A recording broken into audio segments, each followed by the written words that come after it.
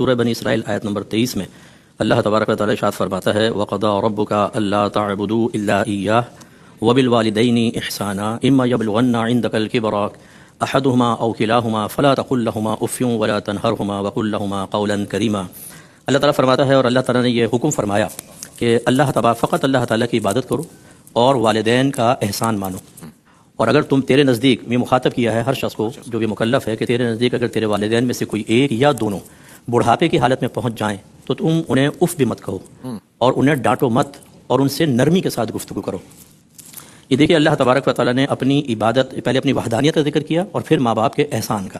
اس کا مطلب یہ ہے کہ جیسے اللہ تبارک و تعالیٰ کی وحدانیت کا اقرار کرنا اور اس کا ایک احسان ماننا کہ اگر آدمی واحد نہ ہوتا تو وحدانیت کا اقرار نہ کرتا، مقر نہ ہوتا تو مشرک ہوتا اور ہمیشہ کے لیے جہنم میں جاتا، اللہ نے اس سے محفوظ کیا۔ ایسی والدین کا عطا کیا جانا اللہ تبارک و تعالیٰ کا بہت بڑا احسان ہے، اور اس احسان کا احساس کرنا یہ انسان کے لیے واجب قرار دے دیا، کیونکہ یاد کرو کہ اللہ تعالیٰ نے حکم دیا تمہیں والدین کے احسان کو ماننے کا، پھر خاص طور پہ بڑھاپے کا تذکرہ کیا، ورنہ عالم جوانی میں بھی کوئی ایسا نہیں ہے کہ والدین کا حق کم ہو جائے یا ان کا ادب و احترام تھوڑا بہت ہم ملحوظ نہ رکھیں تب بھی نجات ہو جائے، 100% رکھنا ہوگا۔ اس وجہ سے کہ والدین عمومی طور پہ جب بڑھاپے کی حالت میں قدم رکھتے ہیں، دہلیز پہ قدم رکھتے ہیں، تو بچے تھوڑا سا بے راہ روی کا شکار ہو جاتے ہیں، یا ان کو ایک آزادی کا یا طاقت کا سا احساس ہوتا ہے، اور ماں باپ کی کمزوری اور ان کی طرف سے گرفت کے نہ ہونے کا احساس بعض اوقات ان کو سرکش کر دیتا ہے، اور پھر وہ اپنے بوڑھے والدین کو ایک بوجھ سمجھ کر ان کے ساتھ ناروا سلوک کرتے ہیں۔ اس لیے خاص طور پہ اس کا ذکر کیا،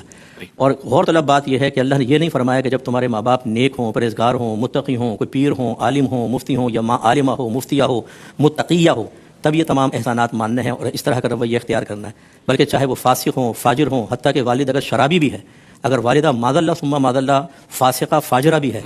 فسق و فجور کے اعتبار سے اس کے عمل سے نفرت رکھنا واجب ہے، ماں سے نہیں، عمل سے نفرت رکھنا واجب ہے، لیکن ادب و احترام ویسا ہی ملحوظ رکھنا ہوگا جیسے ایک متقی پرہیزگار والدین کا ہے۔ اور فرمایا کہ ان کو اف مت کہو۔ علماء فرماتے ہیں یہاں تلفظ اف مقصود نہیں ہے، بلکہ چونکہ ہم جب اف کہتے ہیں ماں باپ کے جواب میں، جیسے کہ ینگسٹر جو بچے ہوتے ہیں ٹین ایج میں خاص طور پر، اگر ماں باپ آواز دے لیں تو کیا ہے مصیبت، گیم کھیل رہے ہوں تو بس ایسا لگتا ہے جیسے اگر یہ گیم ہار گئے تو انڈیا پاکستان کی جنگ ختم ہو جائے گی، کچھ ایسا مسئلہ کوئی غالب آ جائے گا اور پتہ نہیں کون سا لاس ہو جائے گا، تو شاؤٹنگ کرنا، ماں باپ سے بدتمیزی کرنا شدید قسم کی۔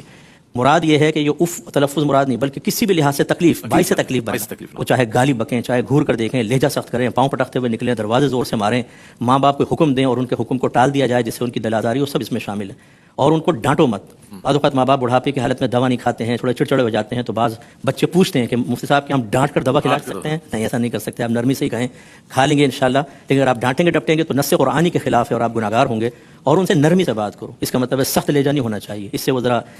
ذرا غور و تفکر کریں۔ GH مینس غلمٹے، جو بیویوں کے غلام ہیں، کہ جو بیویوں کو پیچھے کر کے اور ماں کے سینے پہ چڑھ کر، یہ بڑی نئی اصطلاح آپ نے غلمٹے جو ہے، میرے لیے بڑی اولڈ ہے، میں اس کو استعمال کرتا رہتا ہوں، یہ آپ ہماری رحمت سار کے لیے نئی اصطلاح جدیدہ آپ کے لیے۔ تو یہ جو شادیاں ہو جاتی ہیں نا، تو بیوی اپنی زلفوں کے اسیر بنا لیتی ہے 2 منٹ میں، خصوصاً طور پر جیسے ینگ بچے ہیں، یہ تو اچھے بچے ہیں، میں ویسے ہی کہہ رہا ہوں، تو اب وہ زلفوں کے اسیر بننے کے بعد ماں تو بیکار سے لگتی ہے، کیونکہ اب تو تمام تر نفسانی خواہشات یہ پوری کرے گی، بچے یہی دے گی، چائے وغیرہ گرم پہ یہی پلاتی ہے، اپنی اداؤں سے یہی لبھاتی ہے۔ تو پھر وہ جو ماں باپ کو آتے ہیں نا ماں کے مقابلے میں، ماں بیوی کو پیچھے کر کے، اور امی تم نے میری بیوی کو رلا دیا، تو ماں جواب میں کہتی بیٹا تجھے بیوی کے آنسو نظر آئے، میرے آنسو نظر نہیں آئے،